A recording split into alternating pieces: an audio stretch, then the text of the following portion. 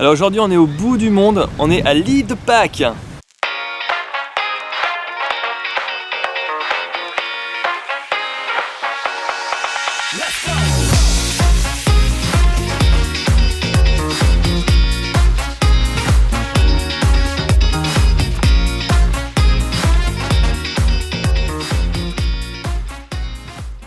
Et oui, on a quitté la Polynésie, donc à regret, hein, après 15 jours là-bas. C'est vrai qu'il y a quand même 118 îles, donc on aurait bien aimé rester davantage pour pouvoir continuer à découvrir ça, hein. La Polynésie, c'était vraiment un gros coup de cœur et on vous conseille vraiment à tous d'y aller au moins une fois dans votre vie. Mais bon, pour des questions de budget, on pouvait pas trop s'éterniser et surtout on avait notre vol pour l'île de Pâques, hein, donc l'île de Pâques qu'on appelle Rapa Nui ici. Alors c'est une île complètement paumée au milieu de la mer. On est à 3500 ou 3700 km des côtes chiliennes et c'est la première côte accessible par avion, donc on est vraiment perdu. Donc autant vous dire qu'il faut pas qu'on se blesse ici, sinon on est un peu dans le caca parce qu'il n'y a que 3000 habitants, enfin un peu plus de 3000 habitants.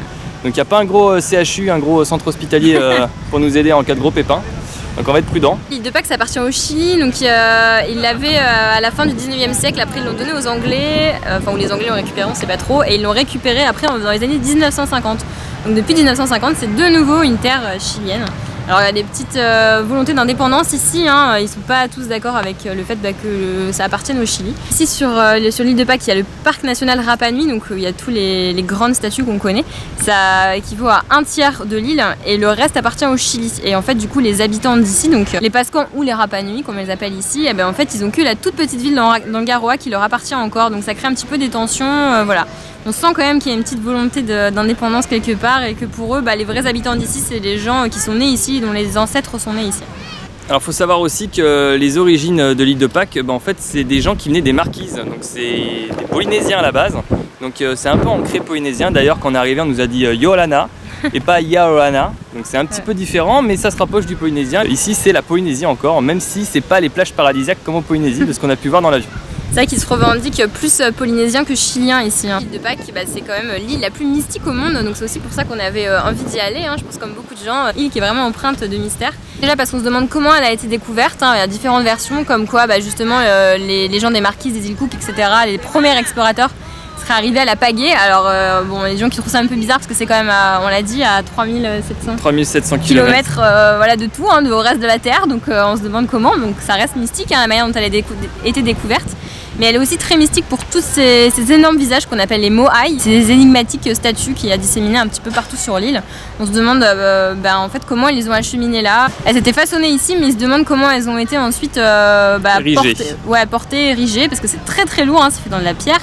Donc ils savent pas si ça a été tiré à l'horizontale, à la verticale, enfin voilà, il y a énormément de débats dessus et on ne sait toujours pas comment ça a été fait en fait. Donc voilà, une île bien mystique, bien perdue au milieu de nulle part, donc c'est parti, on va la découvrir.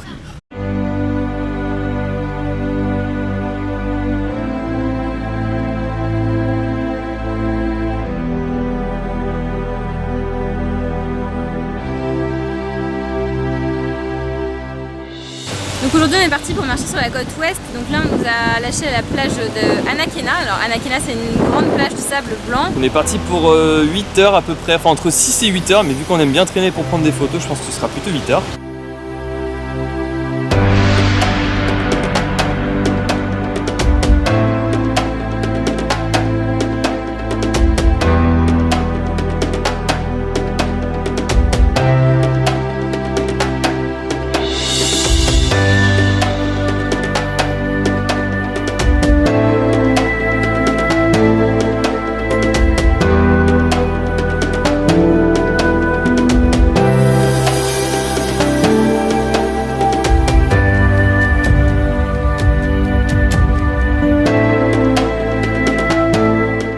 Bon ça y est, on est arrivé après 5h30, on nous avait annoncé entre 6 et 8h, finalement on était plutôt rapide. Il faut dire qu'on a un peu triché vers la fin parce qu'on a fait du stop, il n'y avait plus grand chose à voir, donc il y a un charmant Chilien qui habite ici depuis de nombreuses années qui nous a pris en stop. Alors la balade était vraiment tranquille, il y avait vraiment personne, c'était pas trop indiqué, heureusement qu'on fallait juste suivre le rivage en fait. Il y avait des vaches et des chevaux.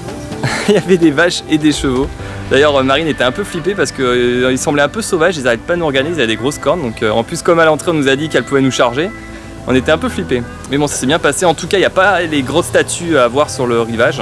Elles sont toutes cassées, où il n'y a que des tas de pierres, mais ça vaut quand même le coup d'œil, ne serait-ce que pour le paysage et la tranquillité. Donc nouvelle journée aujourd'hui, il faisait pas très beau ce matin, on voulait faire le lever de soleil mais du coup vu qu'il pleuvait, qu'il y avait plein de nuages, on l'a pas fait parce qu'on n'aurait pas vu grand chose. Donc du coup là on a débuté la journée à l'ouverture du parc, donc il est 9h. Et cette fois c'est pas à pied qu'on va visiter le parc parce qu'il y a quand même trop de choses à visiter et on n'a pas non plus une semaine. Et on a pris un véhicule et on a pris un quad. Et oui, un quad parce qu'ici on pouvait pas le louer de scooter parce qu'il nous fallait un permis moto. Le vélo, on trouvait qu'on n'avait pas assez les jambes pour faire tout ce qu'il y a à faire en vélo aujourd'hui. Et puis le quad parce que c'était moins cher et en plus c'est ce qui loue le plus ici. Sinon c'était une 4x4. Donc voilà, donc on a pris le moins cher, on espère qu'il va pas trop pleuvoir parce qu'évidemment en quad on n'est pas protégé par la pluie. Ouais, donc on espère qu'il fera pas trop moche. C'est vrai qu'ici c'est les climats des îles, donc hier on avait quelques petites averses à certains moments de la rando, et puis cette nuit il a plu aussi un peu. Donc on espère qu'on va pas avoir trop de pluie aujourd'hui.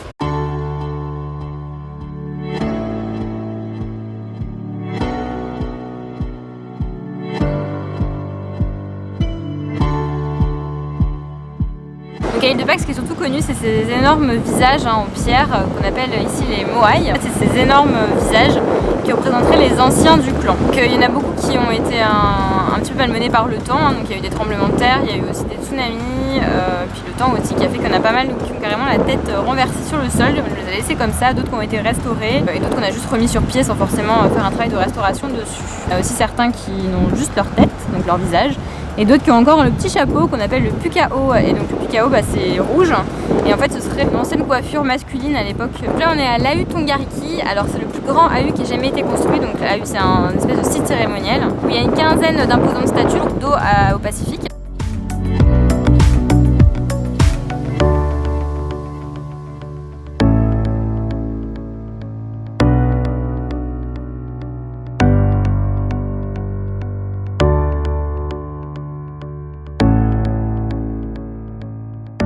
Donc là on est à Rano-Raraku et la particularité c'est que sur les versants il y a plein de petits moaïs un petit peu disséminés partout parce qu'en fait il semblerait que c'était un endroit où ils travaillaient les moaïs et donc du coup il y en a un petit peu à différents stades de fabrication disséminés partout sur les versants.